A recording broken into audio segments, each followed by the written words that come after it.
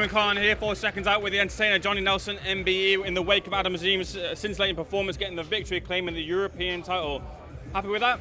Well deserved, more than happy with it. It wasn't just a pushover job, it was a job where he graduated a little bit further in his career. In his 10th professional fight, we see the next stage of Adam Azim. And you know what, I think there's going to be more. There's going to be more. This young man controlled the pace, beat the fight out of Petterjon. 6 rounds on, you knew the fight and desire was punched out of him. And that was because of Adam's consistency, his speed, his accuracy, and the front pressure. And you know what, we saw an improvement from his last fight and the fight before that. The last 2 10-rounders that he's done is prepared him for this stage. Even though this didn't go the distance, it's prepared him to say, I'm a 12-round fighter. I'm glad he didn't knock him out straight away, because it would have been exciting for the fans, but how would that have benefited Adam apart from getting a belt round his waist? Richard Riakporhe, the midnight train, rolls out of Wolverhampton very quickly. Did what he needed to do in dispatching of Dylan Brejon. Yeah, and actually, I was actually impressed with the performance, because I think Richard boxed with intent, positivity. He let the punches go, and he worked well. You know, he did a better job than Isaac Chamberlain. Chris Billen-Smith stopped him in, I think it was 2 rounds, and he's come out there with intention. So he said, "Look, I'm going to get rid of this guy." I like that conversation. I like that attitude, because that's what he needs. But he needs to have that same confidence and attitude now when he eventually fights a world title. And I think it's there now. It's always been. He's never seems to have, his confidence didn't match his ability didn't match his confidence, or his confidence didn't match his ability. I think now the two are marrying up. He's got the confidence to go with his ability. Does his power mean that you would favour him in a fight with CBS? He already holds 1 victory over him. Do you think he would get the second if the two end up meeting next year? Yes, I do. I do. I think Richard was, you know, what I've seen, it's been frustrating at times. I'm thinking, come on, Rich, let the hands go. And so I think now I'm seeing that. I expect him to get the victory over him. But you know what? Chris Billen-Smith is a tough-ass guy, man. So you can't think it's a done deal, but I think Richard knows what he's capable of doing. He's got the confidence because he knows he can beat him. So therefore, I think he boxes and lets his hand go a lot more as when the fight comes.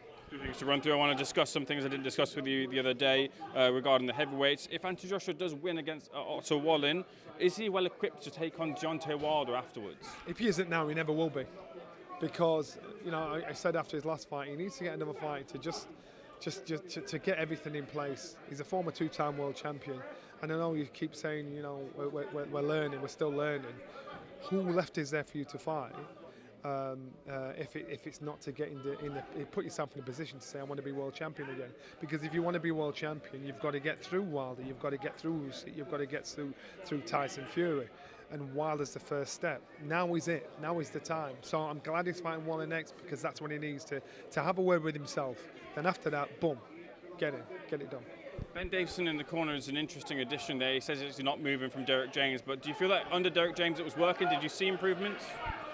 Again, I keep saying I don't agree with fighters chopping and changing their coaches, because how are you ever going to learn and get better if you move after one or 2 fights? You know, you're not staying long enough to get the better of each other.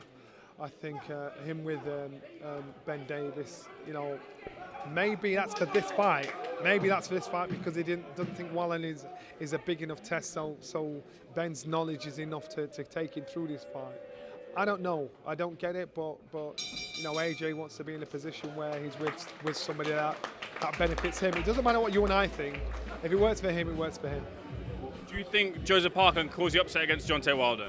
No, I don't. And I like Joseph. He's a nice guy. I think Joseph is technically better than Deontay Wilder. But with Deontay Wilder, if he hasn't deteriorated, if he hasn't gone back, I think Wilder knocks him out. Finally, your good friend, colleague, Adam Smith, he's returned from a cancer battle. It's great to hear, first of all, that he's back and healthy. You're looking to move on now from Sky, hopefully continuing boxing. Would you like to send a message to Adam and speak about Adam? You know what, I met Adam last week. We sat down, had a coffee. He is missed. He will be missed. He's excited about his future. And he said that the world's my oyster now. He's still got that sexy, cool voice. And now he might not stay in boxing. He might do every other thing as well as boxing. But he's been a good friend of mine, Adam, for many, many years, and I'm quite sure I wish him all the best in whatever he decides to do. And I think he'll do whatever he does, he'll do it well. Echo those statements as well. Johnny, thanks for being to SecondsOut, sir. Johnny Nelson, MBE, thanks for being to SecondsOut.